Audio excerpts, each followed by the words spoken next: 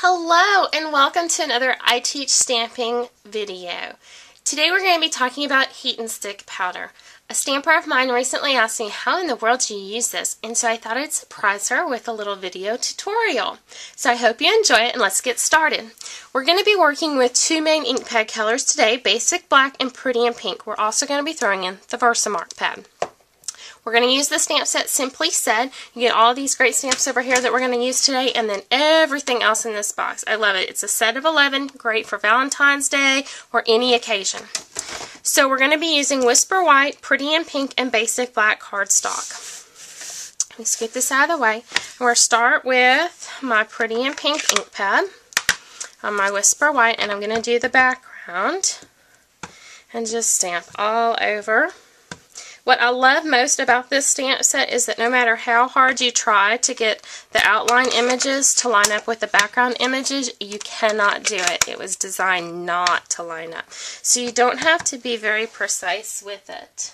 I know some people are not too keen on two-step stamping for that very reason. But that's why this one is an easy breezy one. So I'm just going to leave it like that. And then I'm going to take my Pretty in Pink cardstock, and I'm going to use the sentiment that says Simply Said, from the heart, thank you.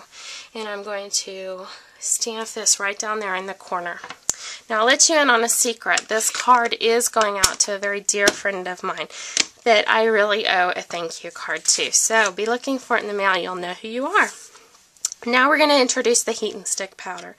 I like to use heat and stick powder whenever I want to stamp with glitter. And that's how I keep it in mind. I'm going to use it just like I would heat embossing. So I'm going to use the Versamark pad, and I'm going to use this itty bitty flower. Okay, now I'm going to randomly stamp it all over. And since it's in Versamark, you're really not going to see where it is. Okay. Then I'm going to use the heat and stick. Now remember I said for these little itty bitty containers of things, I like to put it in some kind of bigger container, except for my embossing powder, and I'll explain that on an upcoming video. So I'm just going to sprinkle this heat and stick powder on, tap off the excess, and scoot it over to the side.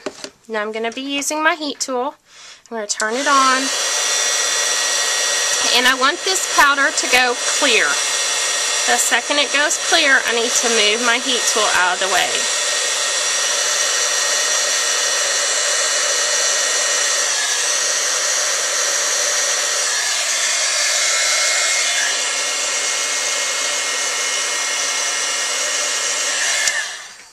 Okay, so I'm going to kind of tilt this at different angles and see if the camera can hit it for me. But now it's just clear, and so it's tacky. Then I'm going to take my glitter, and I'm going to scoop it up on there and zhuzh it all around.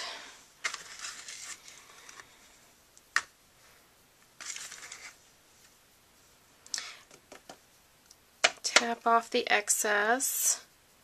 Okay, looks like I'm good and covered. Put my lid back on before I turn on my heat tool and completely cover my office with glitter, which wouldn't be too bad actually. That would look pretty. But anyway, now I'm going to take my heat tool again, and I'm going to go right back over where that glitter is.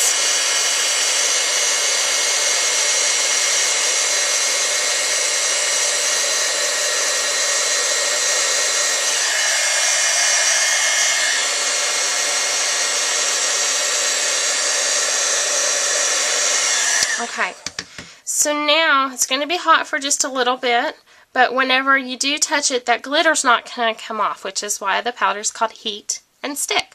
So now I'm going to assemble the rest of the card using my snail adhesive. I'm going to put my snail on the black this time, just because that white, I don't want to flip it over and smush it all down. So I'm just being a little bit more delicate with it than usual.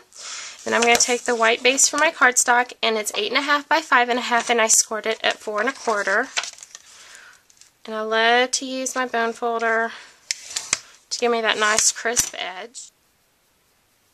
So now I'm going to add ribbon to our card, and I'm going to do it my absolute favorite way, and I call it the faux bow. I don't know who came up with that name, but I love it. So I'm just going to take some of our basic black ribbon, and I'm going to flip this over. I'm going to use my glue dots.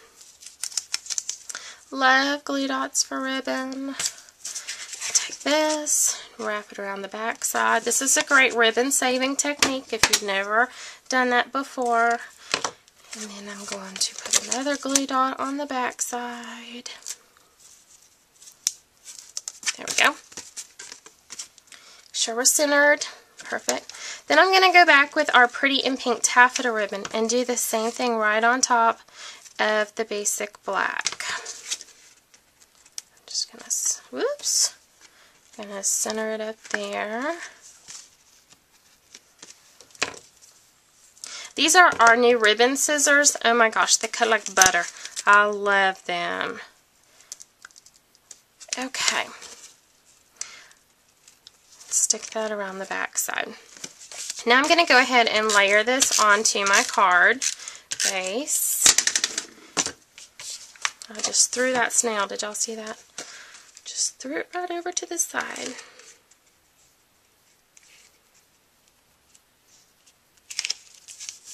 Okay. Then I'm going to take the image that we used our heat and stick powder with glitter on, and I'm going to put dimensionals on the back side.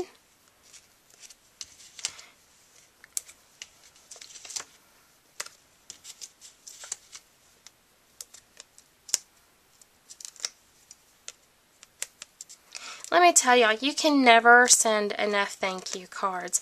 I struggle to send out as many as I should, and I send out quite a few, but you can never do it enough. I'm just going to layer this right on top, and then I'm going to take about 6 inches of both colors of ribbon, because I know that that's a width that I can tie easily. I'm going to slide them underneath and just tie a single knot. Now as I pull this, I'm just going to twist that one side so I still get the pink on top. I'm going to take my ribbon scissors, give it a little trim. Okay, so now we've completed our card. You can hopefully see our fun glitter